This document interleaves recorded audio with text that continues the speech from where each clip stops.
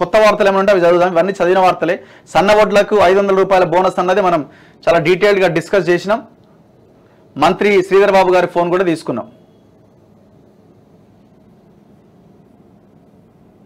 So ఒకసారి నేను ఇంతకుముందు కోమటిరెడ్డి వెంకటరెడ్డి గారికి కాల్ చేసిన, సో మళ్ళీ రిటర్న్ కాల్ చేసినట్టున్నారు. ఒకసారి కాల్ చేద్దాం. మంత్రి కోమటిరెడ్డి వెంకటరెడ్డి గారు.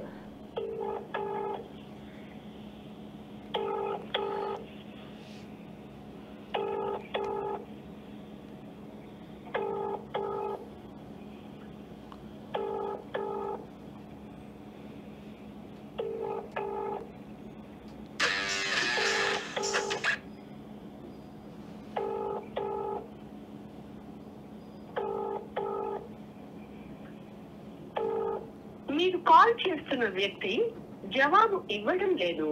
దయచేసి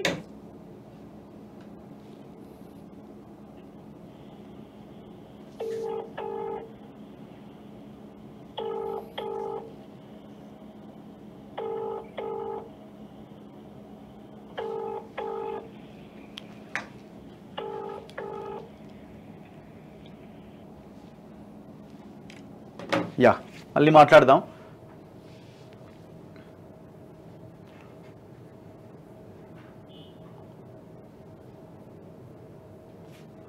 సో ఇంకొక క్వశ్చన్, ఈయన సారంపల్లి మల్లారెడ్డి గారికి ఒకసారి కాల్ చేద్దాం. ఎందుకంటే వీళ్ళంతా అగ్రికల్చర్ ఎక్స్పర్ట్స్ కాబట్టి దీన్ని వీళ్ళు ఏ రకంగా, మల్లారెడ్డి గారు సిపిఎం పార్టీ సీనియర్ నాయకులు, ఆయన ఈ అగ్రికల్చర్ మీద చాలా పెద్ద ఎత్తున పోరాటం చేస్తూ ఉంటారు. వీళ్ళంతా గ్రౌండ్లో తెలుసు. అసలు ఈ గవర్నమెంట్ నిర్ణయాన్ని మనం ఎట్లా చూడాలి? మల్లారెడ్డి గారు నమస్తే సార్. సార్ ఏం లేదు, ఇప్పుడు ఈ 500 రూపాయల బోనస్ సన్న వడ్లకు వచ్చే వానాకాలం సీజన్ నుంచి ఇస్తాము అని నిన్న ఒక నిర్ణయం తీసుకుంది కేబినెట్. ఇప్పుడు మేము కామెంట్స్ లో కానీ ప్రజలు ఏమడుగుతున్నారు రైతులు అంటే, మీరు 500 రూపాయల బోనస్ సన్న వడ్లకి అన్నారు అని అప్పుడు చెప్పలేదు కదా, పండించిన ధాన్యము వాటికి బోనస్ ఇస్తామని చెప్పినారు కదా అన్నది ఒక క్వశ్చన్. నేను ఇంతకుముందు మంత్రి గారి ఫోన్ తీసుకున్న శ్రీధర్ బాబు గారిది. ఆయన ఏమంటున్నారంటే, మేము వైట్ రేషన్ కార్డు హోల్డర్లందరికీ సన్న బియ్యం ఇవ్వాలని నిర్ణయించినాం. సో ఒక స్టెప్ స్టార్ట్ చేసినాం, భవిష్యత్తులో కూడా అన్నింటికి ఇస్తామని ఆయన చెప్తున్నారు. Ration card, white ration card holders ఉన్నారు కదా, వైట్ రేషన్ కార్డు వాళ్ళందరికీ మేము సన్న బియ్యం ఇవ్వాలని అనుకుంటున్నాము. సో ఇప్పుడు అందరూ సన్న బియ్యం పండిస్తే అందరికీ 500 రూపాయల బోనస్ వస్తుంది కదా అని అంటారు. ఇంతకుముందు ఫోన్ లో మాట్లాడాను, నేను ఒక టీవీలో మాట్లాడారు. సార్ మీరు లైవ్ లో ఉన్నారు ఇప్పుడు, చెప్పండి. కాంగ్రెస్ ఒక మోసం చేసింది ఉన్నది. జనరల్ గా ఏ గ్రేడు, సి గ్రేడు బియ్యం ఉంటాయి, వడ్లు ఉంటాయి. అందులో సన్న బియ్యానికి ఒక గ్రేడ్ లేదు. ఓకే, సన్న బియ్యం గ్రేడ్ అనేది గతంలో super fine rice, fine rice, common rice అని చెప్పని ఉండేది. ఈ 3 రకాలను మార్చి ఏ గ్రేడ్, సి గ్రేడ్ గా మార్చారు. ఓకే, కాబట్టి ఏ గ్రేడ్ కు ఏదైతే ఎంఎస్పి ఉందో ఏ గ్రేడ్ మీద 500 రూపాయలు బోనస్ ఇవ్వాలి. మన పక్కన ఉన్నటువంటి కర్ణాటక ప్రభుత్వం ఏ గ్రేడ్ మీద 250 రూపాయల చొప్పున బోనస్ ఇచ్చింది. ఓకే, అలాగే మనకు దిగువన ఉన్నటువంటి కేరళ 750 రూపాయలు బోనస్ ఇస్తూ ఉన్నది ఇప్పటికీ. ఓకే, ఏ గ్రేడ్ కు ఎక్కడైనా ఏ గ్రేడ్ తప్ప ఈ సూపర్ గ్రేడ్ అనేది అసలు ఉత్పత్తి కాదు. సూపర్ గ్రేడ్ ఉత్పత్తి అయ్యేది 15% పంట మాత్రమే. అది కూడా పంట ఎందుకు ఎక్కడ పండుతుందంటే, ఎక్కడైతే చెలక భూములు, ఎర్ర చెక్క భూములు ఉంటాయో అక్కడ వరి పండుతుంది తప్ప రాగడి భూములలో వరి పండదు. ఇప్పుడు ఇవాళ పొలాలన్నీ కూడా రాగడి పొలాలు. అందులో ఇంకొకటి ఏమిటంటే ఇది దిగుబడి తక్కువ ఉంటుంది. సన్నధాన్యం ఎకరానికి 15 క్వింటాలు అయితే మహా ఎక్కువ. ఓకే, కానీ అదే ఏ గ్రేడ్ కనుక అయితే 20 క్వింటాలు అవుతాయి యావరేజ్ గా.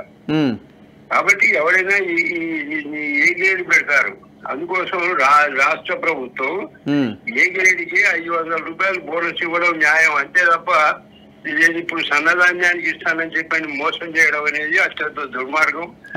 అది రైతులు కాదు ప్రజలు క్షమించరు. ఎందుకంటే సూపర్ రైస్ కు జనరల్ గా మార్కెట్ లోనే రేట్ ఎక్కువ పెట్టుకుంటారు వాళ్ళు. ఓకే, సూపర్ రైస్ కొని వాళ్ళు 60 రూపాయల కేజీ అమ్ముతున్నారు. ఇప్పుడు 64 రూపాయలు. ఇప్పుడు వీళ్ళు ఇస్తామన్న బోనస్ కూడా సూపర్ ఫైన్ బియ్యానికి, ఏ గ్రేడ్ కి? సూపర్ బియ్యానికే. కాబట్టి సూపర్ బియ్యం వాడేది ఎవరు? కొద్దిమంది వాడతారు, అందరు వాడరు.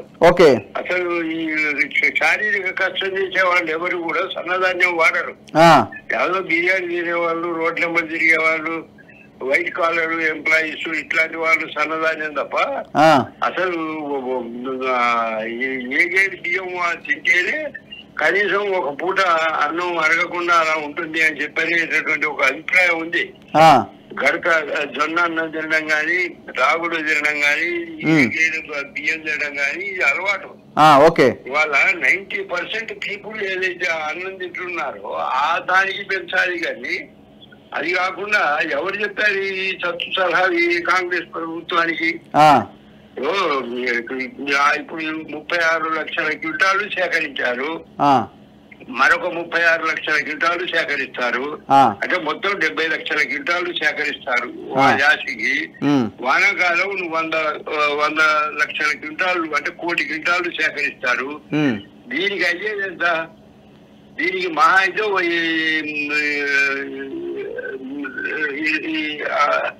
10-15 వేల రూపాయలు ఖర్చు అవుతాయి. కానీ దీనివల్ల రైతులకు ఉపయోగం ఏంటి? అసలు వాడు పంట పెట్టే పెట్టుబడికి అదనపు వస్తుంది కదా. ఇప్పుడు కేరళలో ఎట్లా ఇస్తున్నారు? 700. వాళ్ళు ఏమంటున్నారు, ఇప్పుడు వైట్ రేషన్ కార్డు హోల్డర్స్ అందరికి, వైట్ రేషన్ కార్డు ఉన్న వాళ్ళందరికీ మేము సన్న బియ్యం ఇవ్వాలనుకుంటున్నాం.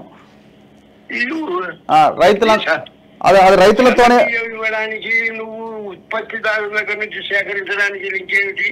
ఇప్పుడు వాళ్ళు పండిస్తేనే కదా మనం ఇవ్వగలుగుతాం. నువ్వు ఎవరికైనా దానం చేసుకోవా సన్న బియ్యం?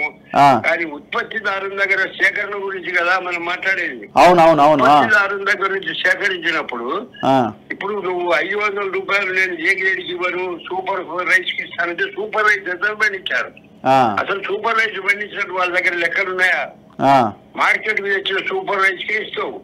అది సూపర్ రైస్ కూడా ఏమిటంటే 2 ఏళ్ళు కనుక చేస్తే కామన్ రైస్ అయిపోతాయి ఆటోమేటిక్ గా.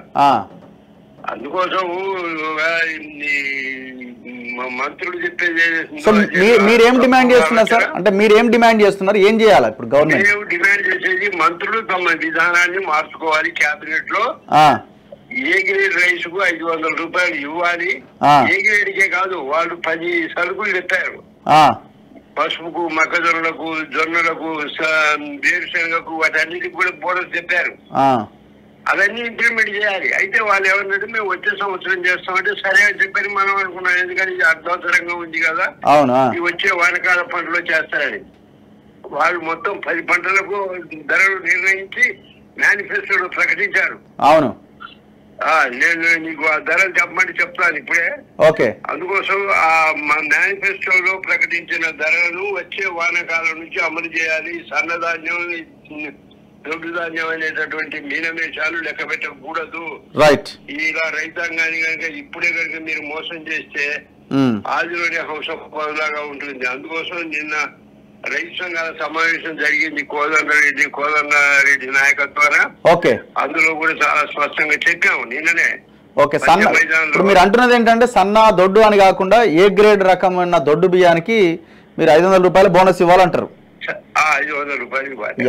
వాటికే కాదు, మిగతా తను ప్రకటించిన 10 మద్దతు ధర వాటి కూడా మద్దతు ధర ప్రకటించాలి. Right sir, thank you. మద్దతు ధర ఇవ్వాలి. Right, thank you.